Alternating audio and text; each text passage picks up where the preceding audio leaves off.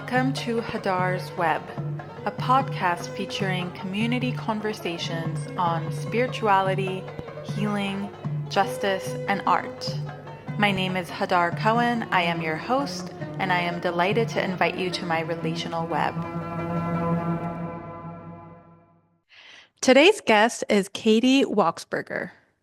After many years in the agri-tech and agri-business sectors, Katie has remade herself as a regenerative agriculture designer, diving deep into the complexities surrounding human efforts to restore natural ecosystems as well as our relationships with them. Katie's an agricultural designer and consultant, an educator and an activist, a journalist and a writer, and a practicing Jew. In her work, writing, and trainings, Katie promotes nonviolence, deep ecology, and indigenous land stewardship practices as essential to the paradigm shift away from extraction and separation necessary to end occupations of all kinds. Welcome, Katie. Thank you. Thank you so much for having me. I am really happy to have you on my podcast because just a few weeks ago, we were together in Andalus at a retreat you organized for Passover called Decolonizing Judaism. We were. So, would love if you could tell me a little bit about what made you organize a retreat and invite your Jewish community to return to Andalus with you. It's a really good question. It's something that I've asked myself as well, to be honest. In a lot of ways, the idea came to me after spending so much time in the Al-Bukhara Mountains, where I've been living for the past year. I realized that, first of all, I have become very accustomed to not being around robust Jewish community. And I felt like I was having experiences there that needed to be shared, and meeting people and becoming exposed to spiritual and ecological landscapes that, it just wasn't fair to keep it to myself.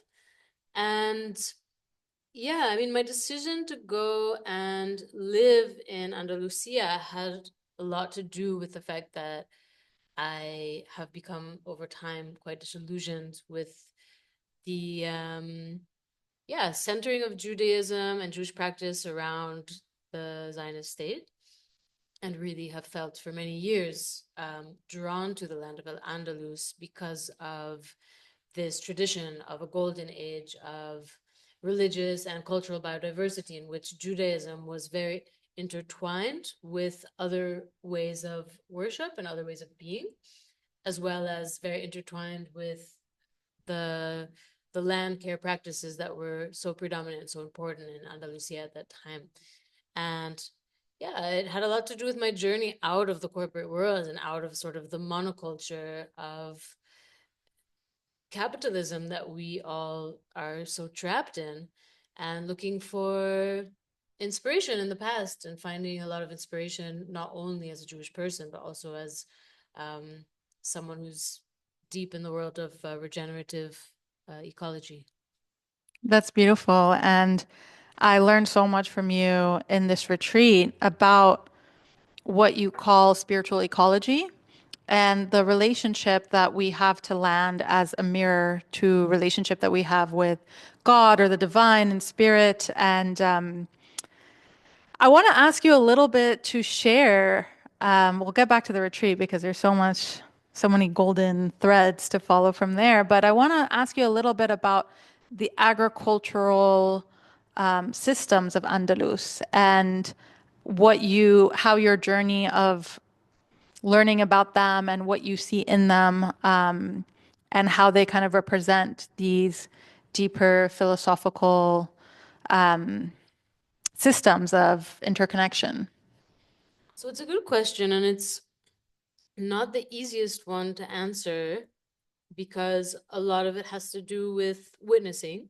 So I'll do my best to explain in words. But essentially, if you think about how we live our lives as human beings, we eat, we rely on water for drinking and bathing, we rely on wood for creating our homes and our furniture.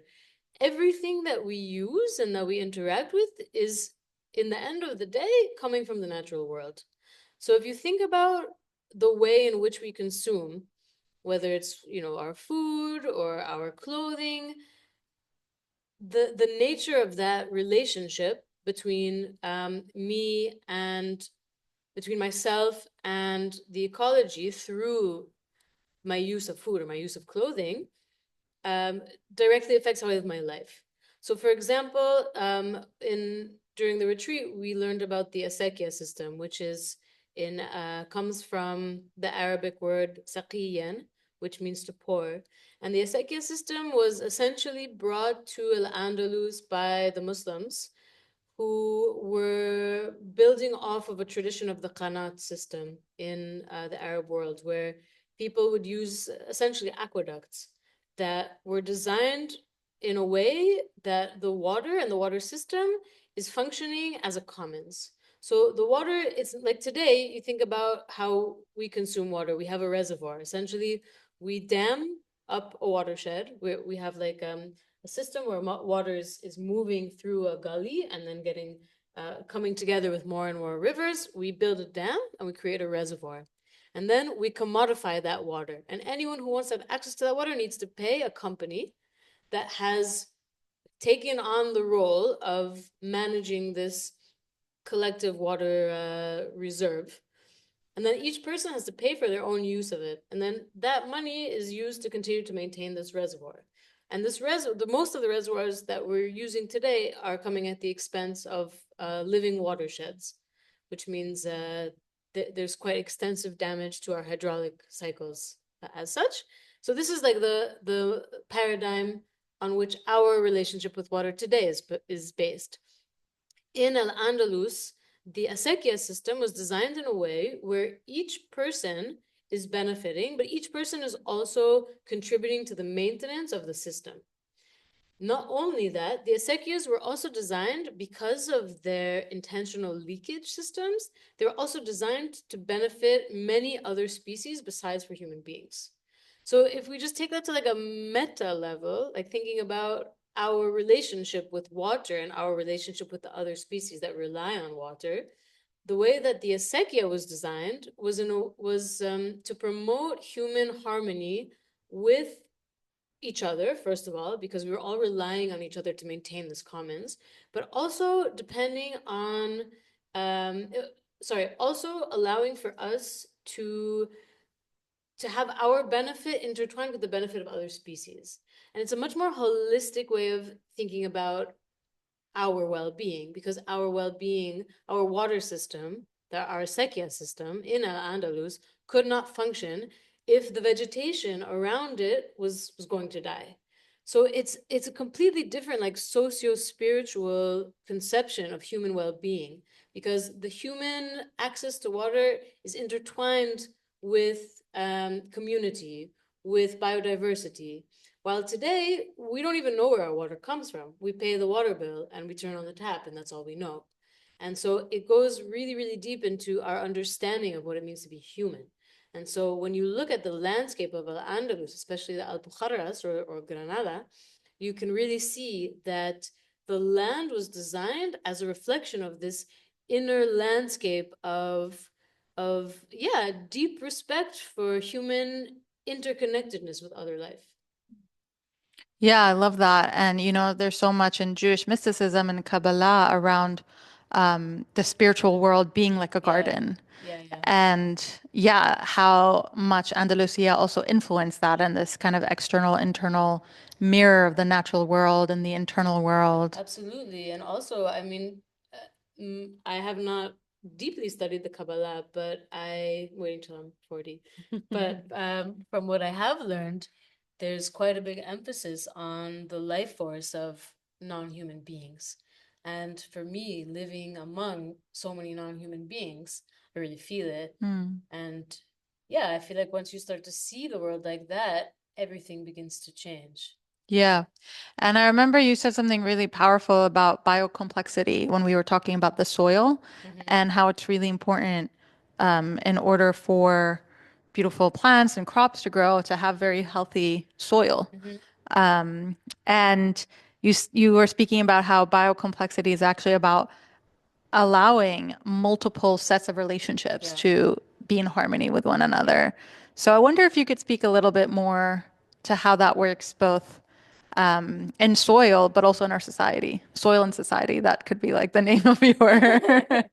Yeah, I mean it's fascinating because in a lot of ways the nature of our civilization is reflected in the health of topsoil.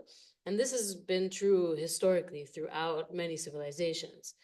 And yeah, I like to think about topsoil as a metaphor in a lot of ways because you cannot have anything growing if you don't have, like you mentioned, soil that's full of life, that's full of biomass, that's essentially facilitating the constant dying and decomposing of old life.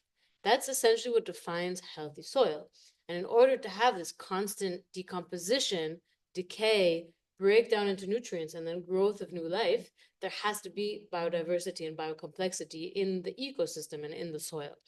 So, um, how does that sort of connect to our own like internal world and our own societal world?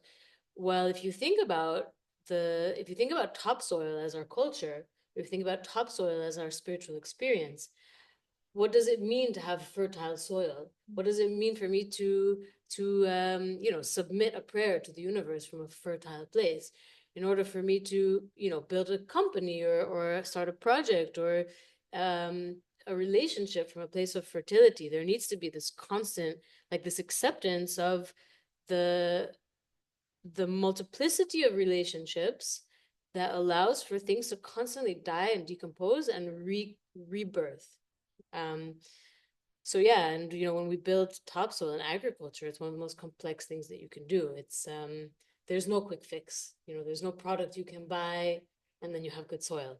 It's always, it's a matter of years. You have to really nurture an ecosystem where every single plant is playing a different role, and you have to invite different species to be present there. You have to invite different microorganisms and different fungi, and this whole experience of inviting and understanding that if I want my tomatoes to be full of nutrients, I have to welcome in everything and really create an environment that is full of life and equipped to healthily decompose things. So I think if we look at our societies, like first of all, we have a really difficult time with decomposition and decay and death and you know uh, eldership even. And So even relationships, just in yeah, general. of course.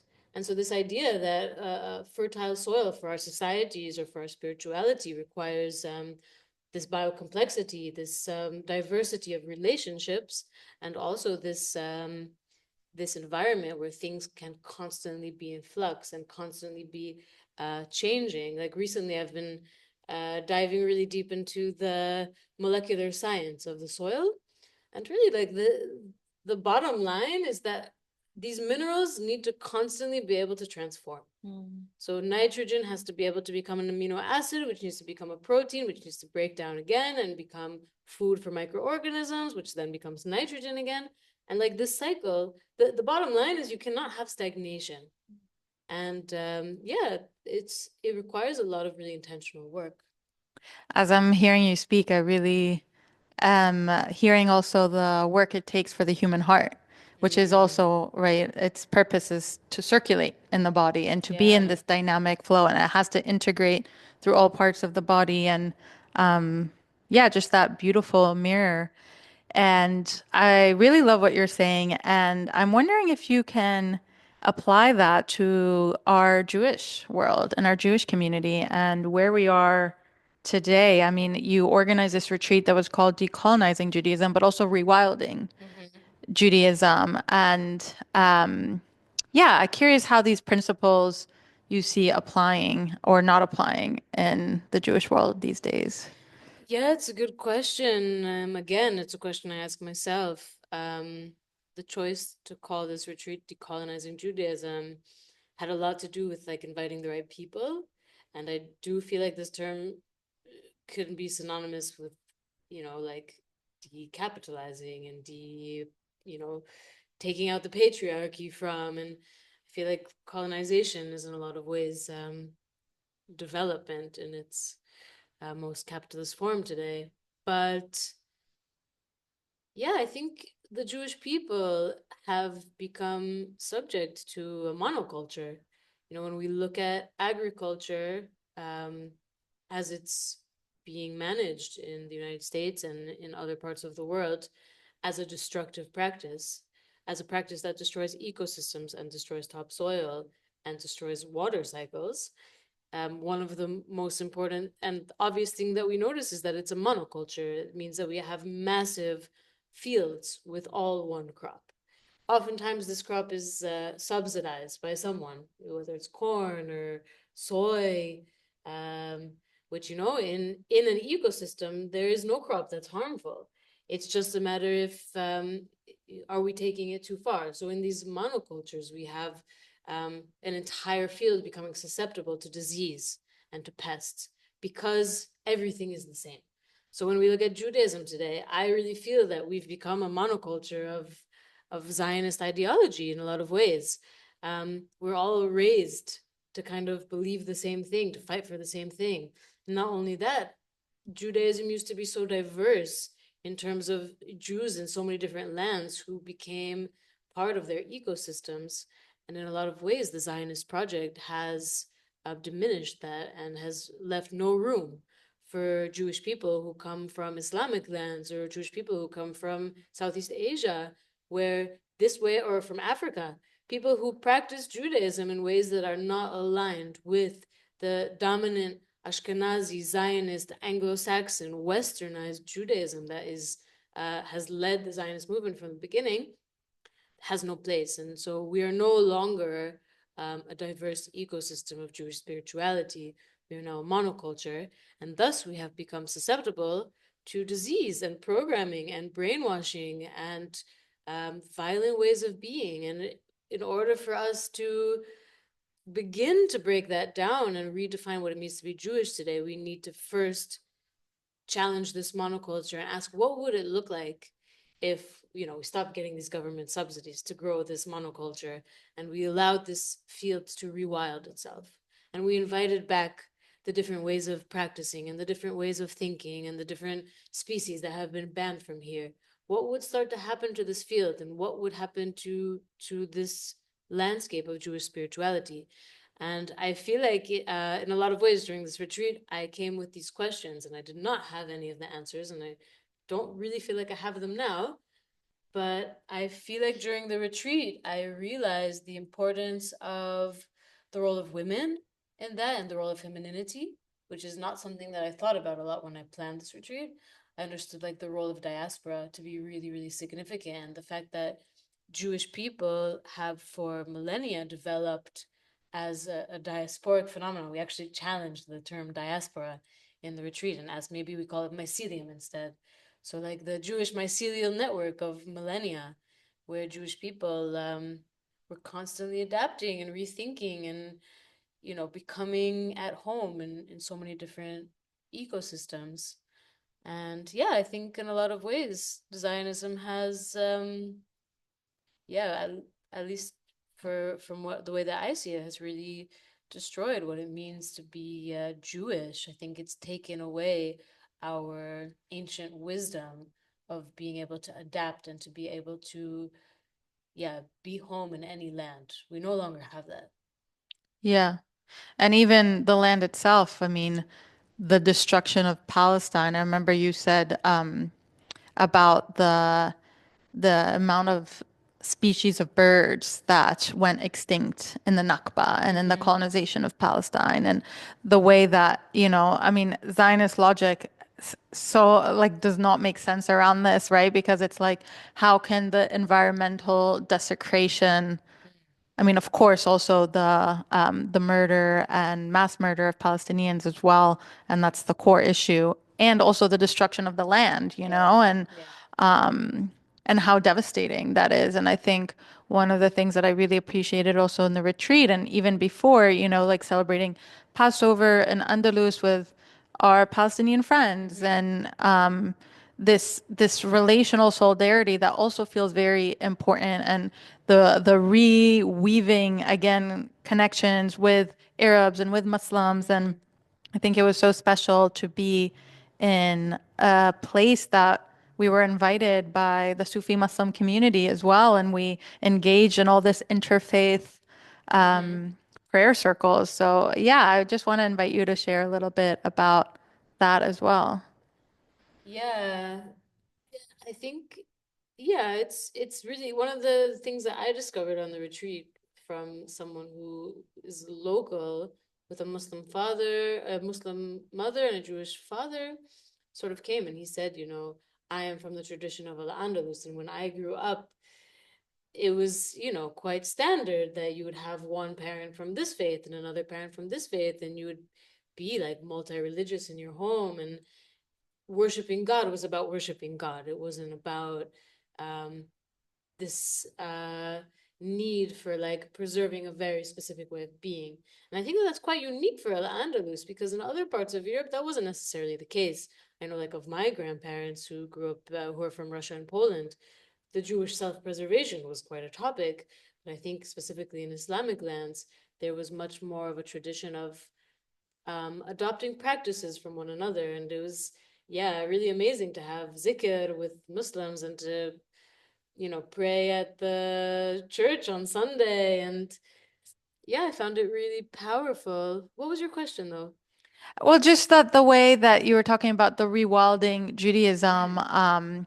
and yeah, and particularly the rebuilding relationship through solidarity and through relationships with Palestinians and Yeah. Arabs and Muslims, and that feels like in some ways imperative to the transformation of the topsoil of Jewish Yeah, life. absolutely. I mean, it's interesting, and I think I've mentioned it to you before. Like, I lived for many years in Abu Dhabi, and in a lot of ways, my experience living there was seeing how the discourse of multi-faith practices Mm, is co-opted as a way to encourage normalization. mhm. And I saw it in like various different contexts.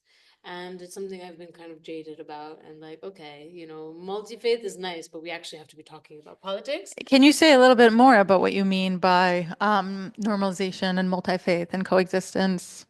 I mean, I know what you mean, but I want the audience to I have mean, one. because I think sometimes when we talk about Jews and Muslims coming together, as if like that's the problem, as if the Middle East conflicts, quote unquote, are a source of are a result of Jewish Muslim, like not getting Jewish and Muslim conflict. It's not really about that. Like it's about an occupation. It's about conquest of land, and it's about conquest of cultures as well.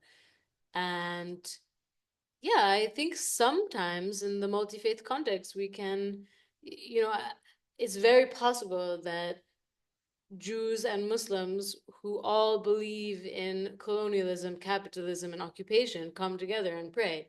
That can happen. Um, but what I feel really passionate about is if we are going to explore this landscape of multi faith work, then it's all in the context of how do we accept each other as a prerequisite for co-resistance. And it's a difficult question to ask because Judaism is not the only faith that needs to rewild itself. I have a lot of friends who are Christians and Muslims and Buddhists who also feel in a lot of ways that their faith traditions are from time to time being co-opted by different political struggles. So for us to come together as the people and reclaim our spiritual practice together, I think can be really powerful. Just as powerful, if not more so, than Jews coming together and being like, being a Jewish person means to reject violence. Yeah, amen. And I think that part of Zionism has really isolated Jewish people in Mm-hmm. terms of belonging to a wider collective discourse around our time. And I see that a lot that when we're talking in the Jewish community sometimes about Palestine, it feels like all the pressure is on Jews to Mm-hmm. decolonize and this. And Mm-hmm. it's like, no, this is actually like a global issue that we are reaching a point of societal collapse in all sorts of ways. Mm-hmm. That's connected to environmental destruction, it's connected to gender violence, it's connected to racism, it's connected to the ongoing genocide in Gaza, it's connected to Sudan, it's connecting to all these things and we're part of that. Yeah, And absolutely. I think that so often there's a way in which Zionism kind of trains this like isolating Mm. Jewish people, and then they become really pressurized to like, you know what I'm Yeah, saying? yeah. And one of the things that I found really beautiful about the retreat was, yeah, exactly like what you're saying. Like, how do we come together in this multi-religious space, acknowledging our different traditions, also with a commitment to justice and decolonization, which means, right, protection of human rights, and also means right relationship with land and with each other and with spirit. Yeah, it's a really good point. I mean, it's something that I think a few years ago really came into clarity for me that, yeah, the occupation is not the problem, it is a symptom of a very, very ill society and system that we've all become complicit to. And in order for us to begin to deconstruct, it's like we have to really go to the bottom of that, to the root of that problem. And when we go to the root of that problem, we can't help but feel overwhelmed. I can't help but feel overwhelmed. And I am often comforted by the Native American principle, the 7 generations principle, where it says that you measure the effectiveness of your acts by how it will affect 7 generations from now. And I think that if we are serious about deconstructing the problem of which occupation is a symptom, we need to acknowledge that we will most likely not see the fruits of our labor in our lifetime, maybe not even in our children's lifetime. And the process of deconstructing a world in which extraction and separateness and individual consciousness is so much above the reality of our intercodependence on all life on this planet, it's going to take generations to get there if we make it, you know? And I think that in a lot of ways it does give me hope, because it's very clear to me that that's what we need to be doing. And it's very clear to me that it's going to take longer than my own life. And it like allows me to have some yeah, I feel like I am not as much attached to my work in this way, because I understand that I will probably die disappointed. But I understand that, like, on a spiritual level, it's so much, it gives me a lot more meaning to do this work of breaking down this illusion of separation. Um, yeah, and not to say that there aren't like immediate actions that need to be taken to save the people who are, victims of genocide right now. That's extremely necessary. But if we talk about like solving the problem of the occupation and solving the problem of this Jewish monoculture, yeah, we really need to go to the root of things, and we need to understand that human beings are fundamentally disconnected from our true responsibility and our gift on this planet. Amen. Yes. And yeah, it does require readjusting, like what you're saying really requires readjusting our minds and our paradigms. Because especially with capitalism, we're so conditioned into short-term thinking and Yeah. immediate results and yeah, and like how to really see the arc of life as something that is beyond the self, you know, we're so self-centered, honestly, especially in the Western world. I And mean, it's difficult. It's really difficult to break out of these paradigms. And like when we talk about decolonizing our mind, we start to understand how domesticated our consciousness is, how reliant on modernity and all of its comforts we all are. We're all so entrenched in it. But I'm really inspired by Lila June. She's an agriculturalist and a researcher of the First Nations of the United States. And she talks a lot about what it meant to have agricultural systems before the colonization of Turtle Island. And essentially, um, inherent in those systems was the notion of co-ownership of land, and that the grasslands of the plains of the United States and um, the thriving ecosystems of the coasts that provided so much food for human beings and animals was based on this understanding that if if the ecosystem is not thriving, then I won't have anything to eat. And then this requires us to break out of the illusion that I own this box, and from this square of property, I need to provide food for myself. And when I start to think, well, what would it mean to bring that back? It would mean like several generations of work. Yes, definitely. And sounds like you're here for it. Inshallah, maybe like 60, 70 more years. So see what we can get done. Well, one of the things you mentioned earlier about the way that sometimes the colonization of Palestine is framed as a Jewish-Muslim conflict, Mm, something I've been thinking about a lot since coming back from the retreat in Andalus is the way, because there we spoke a lot about how the colonization of Andalus in some ways is continuing through the colonization of Palestine. mm, And there's something, right, if we're kind of tracing that root problem, yeah. that the colonization of Palestine didn't start in the last 100 years, but Yeah. had a blueprint with the Mm-hmm. colonization of the Americas and all of and but how central to both the colonization of Andalus and the colonization of Palestine was this rupture between this Jewish and Muslim community, like Mm, the expulsion of Jews and Muslims from Andalus and yeah, separating between these communities. mm, And it's something that I think a lot about because I do really believe that Jews and Muslims are here to, for like a really great healing for this world.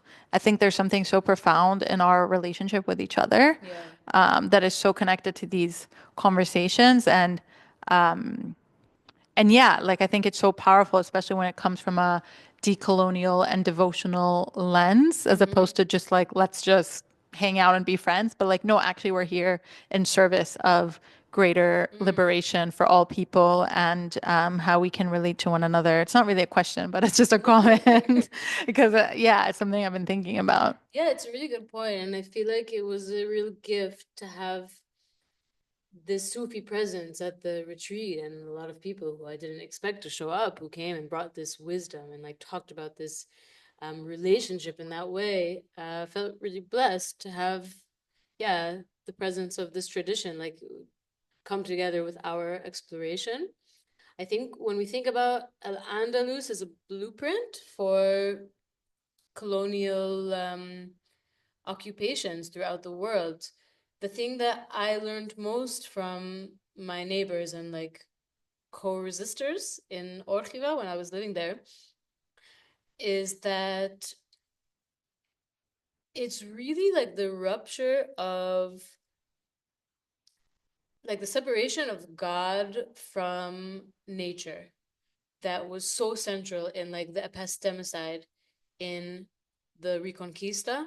So like the fact that the Reconquista destroyed so many sources and so much knowledge around how the landscape and tending to the landscape and yeah, being stewards of land and other beings is what was separated from spirituality and our relationship with the divine. And in a lot of ways, this is like also the kernel of the problem in Palestine and in much of the colonized and previously colonized world is like this separation of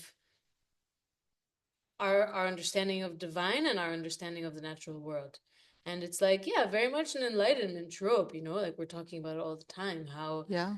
like the individual and science and the logic and it's something you talked about a lot, how like Judaism has also become so heady when Hmm. actually like in its roots it's much more somatic and it's much more spiritual and it's much more feminine and even like sensual. And I think that yeah, this rupture is something that if we're serious about trying to mend it, we need to spend time praying in nature. For sure. Yeah, and I speak a lot about this in my God Fellowship program because we really are trained to see God as somewhere above in the sky, Mm, some being that we in some ways have to give up mm, our personal material life to meet. mm, And it's created a lot of disconnection in this world, because people then learn to abandon themselves mm, to find God instead of understanding that our intuitions, our senses, our everything we feel, everything that we are, our bodies, like they're all godly and they're all part of the divine spirit. And those Mm, are channels for greater access as well. And yeah, it's always, I think the most powerful part of the fellowship that I teach is this understanding that I can meet God in the everyday life, that I mm-hmm. don't need to now like transcend beyond myself, you Absolutely, know? yeah.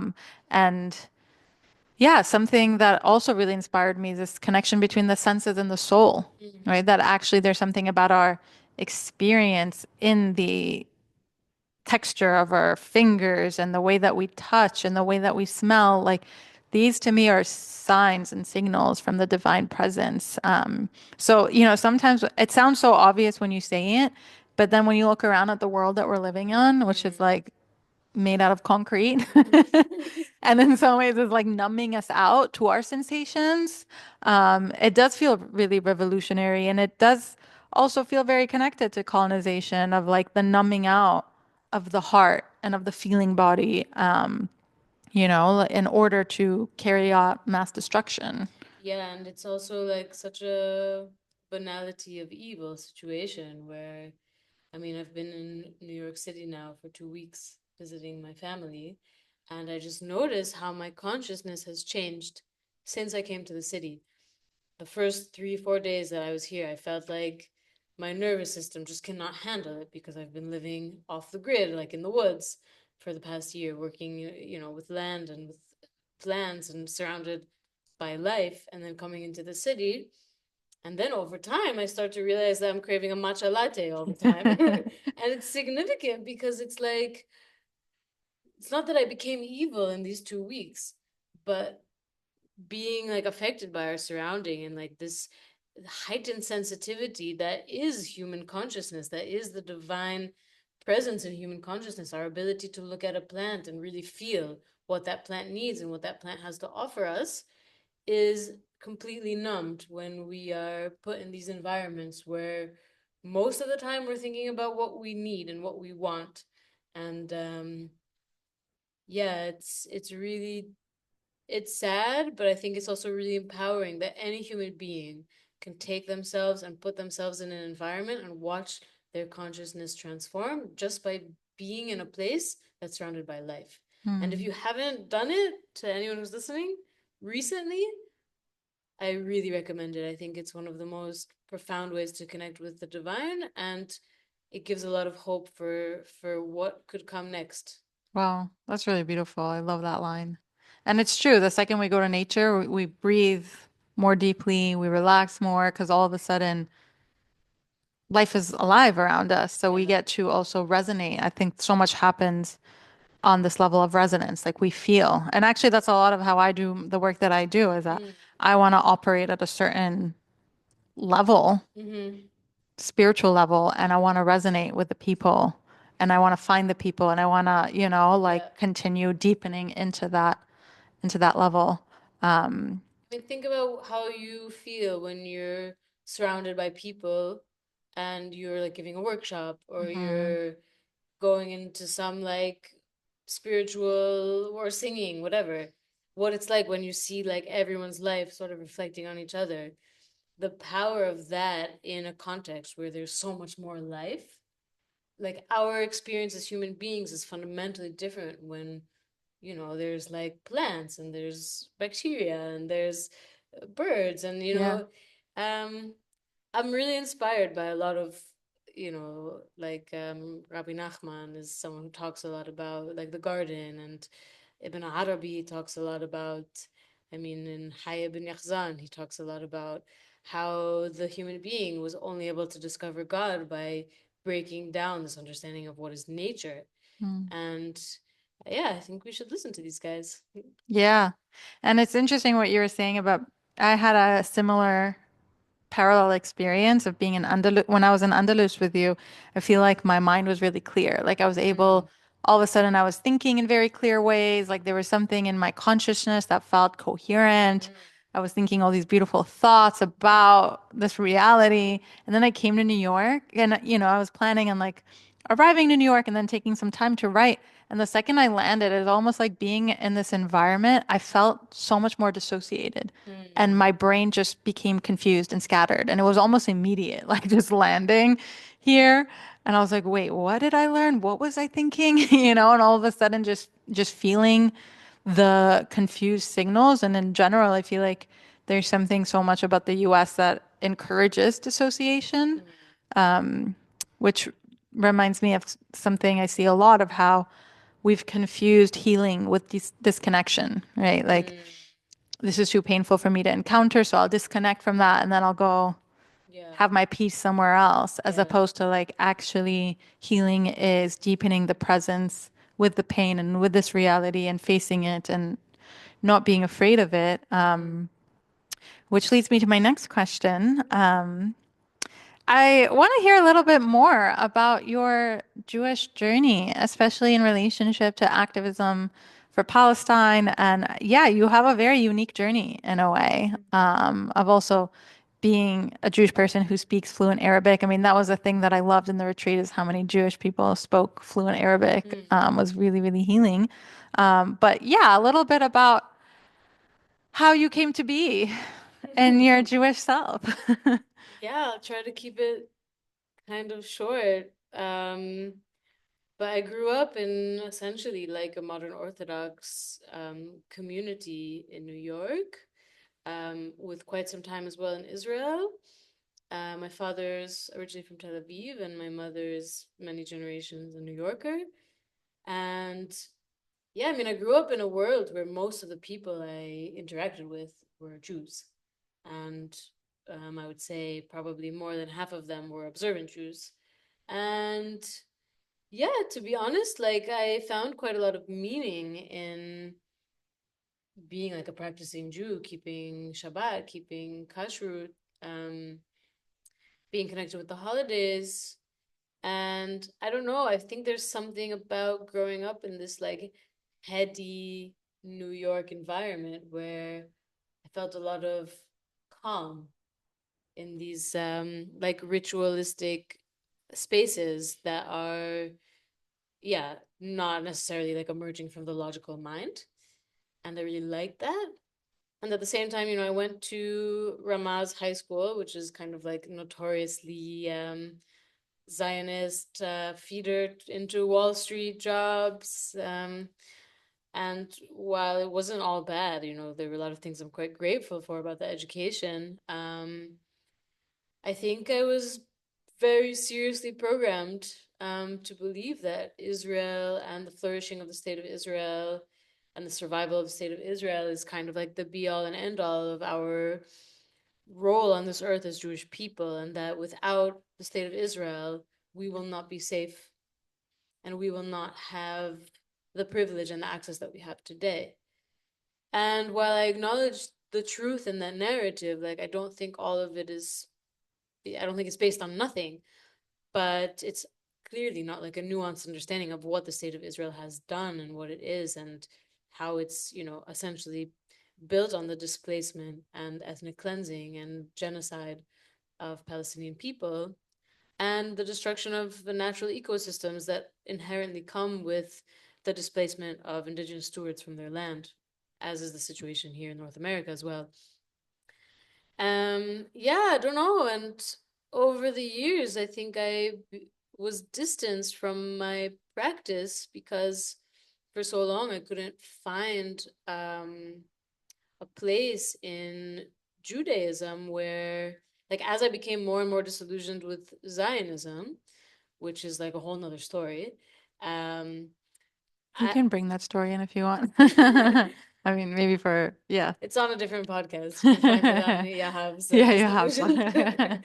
um, but yeah, as I became more and more disillusioned with Zionism, which was a very gradual process of probably about 10 years, um, I couldn't find myself in Jewish practice and Jewish communities, and I ended up and have spent the last years of my life living in communities and places where I'm the only Jewish person.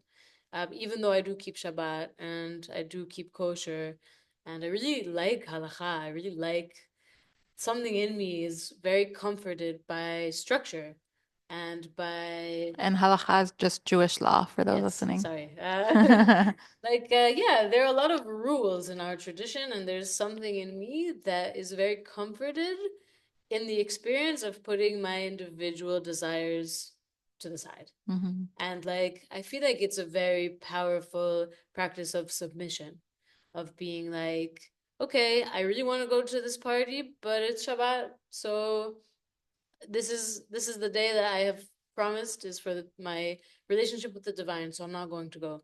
Not that I never go to parties on Shabbat, but like this experience of kind of submitting to not being in control. I Mm. find it really meaningful, and it becomes harder and harder for me to find spaces to do that as I become more and more outspoken against Zionism, and obviously, like quite, uh, there's a lot of conflict with my family as well around it. It's really painful and difficult.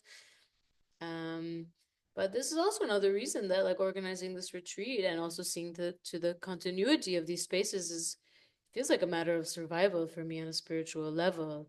I'm also like very much a practicing student of Goenka, of the Vipassana Buddhist practice.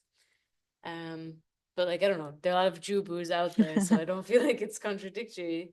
But yeah, I don't know if that answers your question. I feel like today I find a lot of meaning in working with ecology, and I find like that to fulfill a lot of my spiritual needs.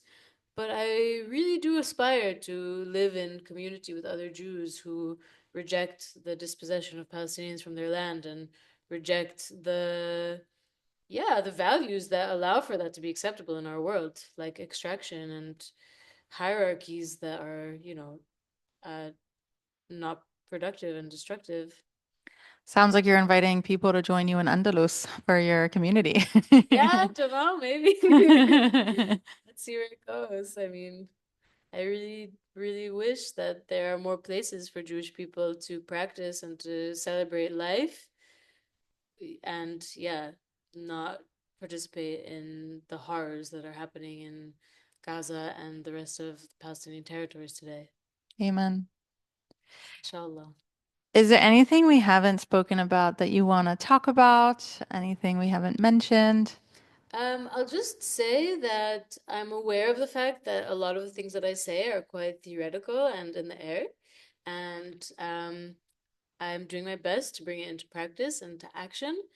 And there are a few things that I'm working on now that I think might be relevant to any of you who have listened all the way through and want to know about, yeah, what can be done to start to deprogram ourselves and to deconstruct the paradigms in ourselves and in our societies that allow us to be so disconnected from the rest of the world and to become, yeah, to allow for this kind of destruction. So I'll just talk about some of the things I'm working on now. Tell us, yeah. Okay, so I have a few courses that are coming up that are really rooted in practical tools and connecting practical tools with sort of like the theory of why these tools are important. So in October, we have a course about water retention engineering, basically how to design landscapes to hold water and to recharge wells. And we're going to be doing it in the West Bank, in parts of the West Bank that are extremely vulnerable to settler violence. And the idea is that we want to have these trainings in places where communities will take these tools and use them to have a higher chance of staying in their lands. So giving people the tools of how to harvest rainwater, how to plan their vegetation in a way that is regenerating the small water cycle, to bring more evapotranspiration and rain into their lands. Um, so yeah, so this is gonna happen in October. Really excited about it. Pretty nervous about spending a lot of time in the West Bank. Is it something that you're calling on people to join, or it's Yeah, I mean, we have about 20 spots. So people who want to come and learn with us about water retention engineering and building soil and groundwater recharge and want to come and do it in a way that's also acting as protective presence in the West Bank.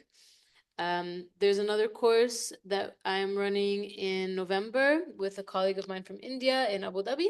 We're going to be teaching the method of Miyawaki forestation in Al Bahia, in a very old part of Abu Dhabi.